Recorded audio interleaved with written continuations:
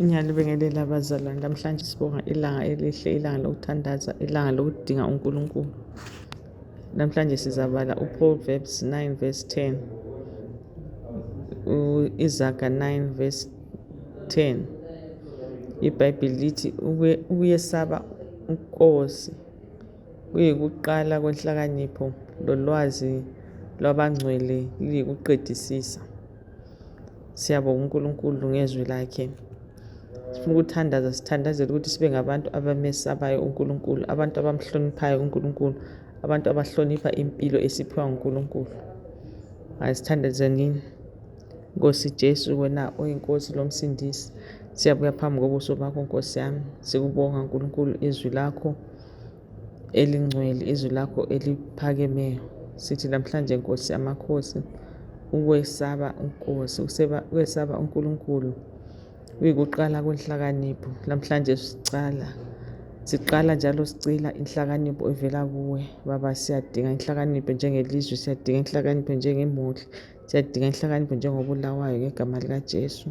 Baba, sidinga inhlakanipho uthi Nkosi yami sibekwazi ukuthi siphila njani, sibekwazi ukuthi insuku zethu zilutshwana, sisebenze siphila, sikwazi ukuthi ukhona umnikazi, ukhona uNkulunkulu ozabuya asibuze ukuthi besenzani emhlabeni. Namhlanje kuseni Nkosi yamakhosi, siyakuhlonipha, siyakubabaza, siyaphenduka uNkulunkulu wami ngegama likaJesu Kristu, igama elingcwele. Baba, siyaphenduka ukuthi asihloniphi impilo osiphe yona. Baba, siyavuma ukuthi singabantu ababulalayo, abanye singabantu abadlenguzayo, ngabantu Nkosi yami asebeqale ukuhamba ezindlini sithwele ingqamu, sithwele ama-machetes, sibulala ngegama likaJesu. Baba, siyaphenduka, siyananzelela ukuthi igazi labantu selichithekile Nkosi yami elizweni lakobulawayo, edolobheni lakobulawayo laselizweni leZimbabwe. Siyathandaza Nkosi yamakhosi, sithi Lord help us, Lord have mercy. Baba, siyavuma uNkulunkulu wami ukuthi asahlonipha impilo. Siyavuma Nkosi yami ukuthi bakhona abantu bethu asebebulala abantu ngama-machetes, abanye babulala ngezingqamu, abanye babulala ngembhobho. Nkosi yami, sixolele uNkulunkulu wami lapho esesilulaze khona impilo ngegama likaJesu. Namhlanje kuseni Baba, siyabuya sithi sigezise impahla esizigqokileyo zigcwele igazi, sigezise amarogwe, sigezise Nkosi yami, ngoba igazi leli labantu elikhulumayo selikhuluma phezu kwempilo yethu, phezu kwemuli zethu ngegama likaJesu. Baba, siyabonga that you are mighty, siyabonga ukuthi uyingcwele. Namhlanje kuseni Nkosi yamakhosi, siyathandaza, sidinga wena. Sithi uNkulunkulu siphe ukwesaba okuvela kuwe, ukwesaba inkosi. Sibe ngabantu abayisabayo izwi likaNkulunkulu, sibe ngabantu abahloniphayo, sisesaba abantu abasebenzela uNkulunkulu, singabantu Nkosi yami abesabayo, besesaba intando kaNkulunkulu, besesaba Nkosi yami ukuthi indawo zikaNkulunkulu kumbe indlela zikaNkulunkulu ziphezulu kwedlula zonke. Baba, siyabonga ukuthi namhlanje nguwe wedwa ozakhuluma, nguwe wedwa lamandla, nguwe wedwa ofanele ukudunyiswa Nkosi yami. Baba, thatha indawo, khupha uNkulunkulu wami isono segazi, isono sokuthi siyabulala abantu, ilizwe lichithekile, lagcwala igazi ligcwele elizweni lakho Nkosi yami.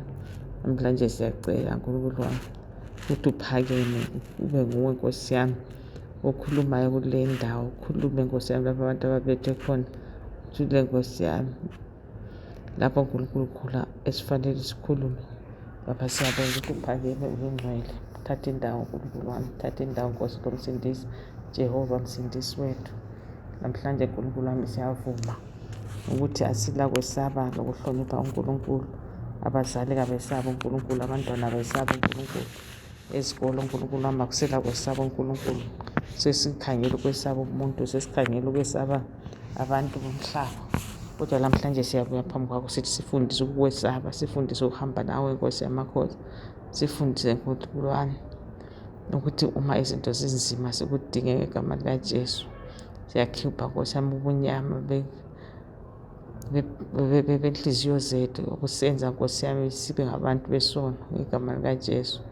uNkulunkulu, we give you praise, siyakudumisa, siyakuhlonipha, sithatha indawo.